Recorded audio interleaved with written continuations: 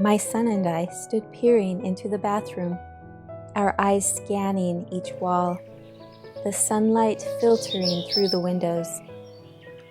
My son is 10 years old, and I would do anything for him. I would certainly do everything in my power to protect him from harm. He is 10. I am 40-something. That makes me the wiser one. Which is why, when he recently asked permission to do something risky, I said no. He and I had set out to paint the bathroom with a fresh coat of white paint. We were looking forward to the project. I had determined that I was going to paint the high places, and he would cover the low spots. He, however, had other plans.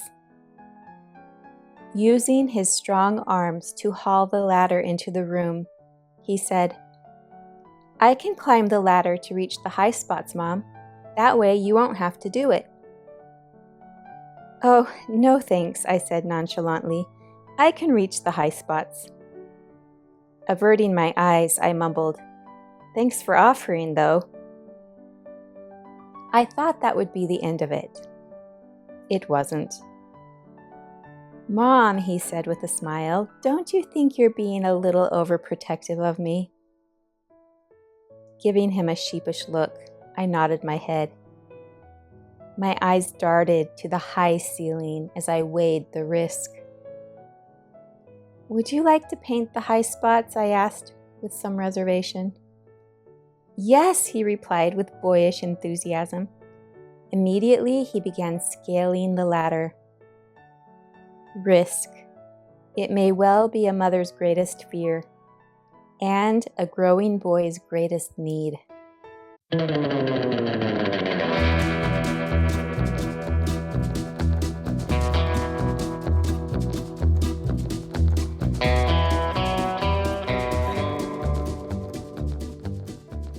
Michael Reichert, a psychologist and executive director of the Center for the Study of Boys and Girls' Lives, shared an experience he had with his 2.5-year-old grandson.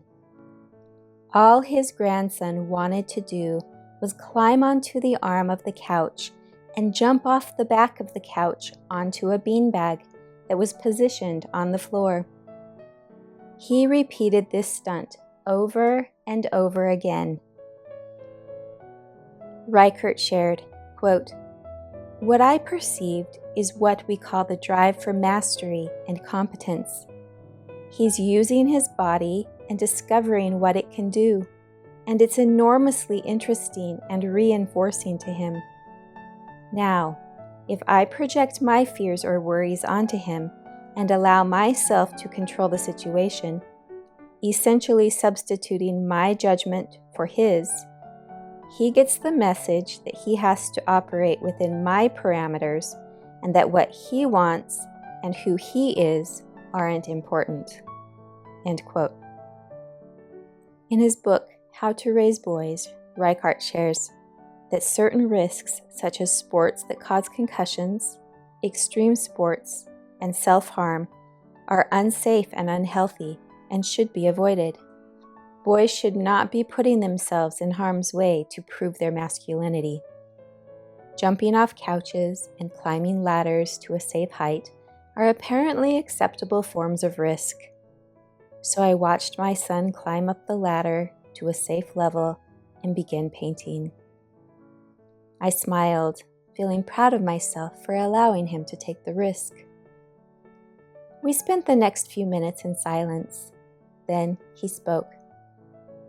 "How am I doing, Mom?" he asked. "The paint job looks great," I said. "You're doing a good job." "Thanks," he replied, running the paintbrush back and forth across the wall. The sun had lowered a bit in the sky when my son spoke again. This time, he shared with me some things that had been on his mind. Things he may not have felt safe sharing with me if we hadn't dedicated some time to spend together, and if I hadn't allowed him to take the risk. I cherished the conversation we had in the bathroom that afternoon, surrounded by freshly painted walls and his increased confidence. The bathroom painting project with my son had turned into our special time together. We were doing something he wanted to do with no distractions. This uninterrupted time together strengthened our relationship. This special time together also taught me a valuable lesson. It taught me that the best way to protect my son is not by reducing the healthy risks he takes in his life. Rather, the best protection, now and in the future, will come from keeping emotional barriers from forming in our relationship.